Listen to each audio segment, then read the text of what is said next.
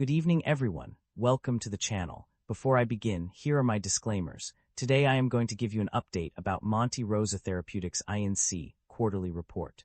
MONTE ROSA Therapeutics offers a range of businesses and services including development of novel small molecule precision medicines, creation of molecular glue degraders, MGDs, for various indications, treatment of MYC-driven tumors with Mr. T-2000. 359 treatment of neurologic, autoimmune, and inflammatory diseases with Mr. T-6000. 160 treatment of inflammatory diseases driven by IL-1 billion and the NLRP3 inflammasome with Mr. T-8000. 102 development of CDK2 for multiple cancers, research in immunology, inflammation, oncology, cardiovascular, metabolic, and genetic diseases, use of Keen, a discovery engine. To develop MGD product, candidates collaboration with F. Hoffmann La Roche Limited on MGD development. The significant increase in MONTE ROSA Therapeutics stock price over the past year can be attributed to a major collaboration with Novartis. In September 2025, the company announced a multi-billion-dollar partnership focused on developing novel therapies for immune-mediated diseases. This deal included an upfront payment of $120 million and potential milestones worth up to $5.7 billion. The announcement led to a substantial surge in the stock price, with shares rising by 44.1% in a single trading session. Additionally, the company's presentation of preclinical data and pipeline updates further contributed to its growing activity and investor interest. The primary drivers of revenue growth for a company are multifaceted and can be influenced by various factors. Key contributors to revenue growth include collaboration agreements with major players such as Novartis, which can bring in significant upfront payments, option maintenance fees, milestone payments, and royalties on global net sales. Additionally, the sale of common stock through at-the-market sales agreements and underwritten public offerings can also contribute to revenue growth. On the other hand, revenue decline is often driven by external factors beyond a company's control, such as disruptions at government agencies due to funding shortages or global health concerns, changes in policy or regulations affecting FDA's ability to review and approve new products, and significant economic, trade, regulatory, or geopolitical developments. Net income and profit margins.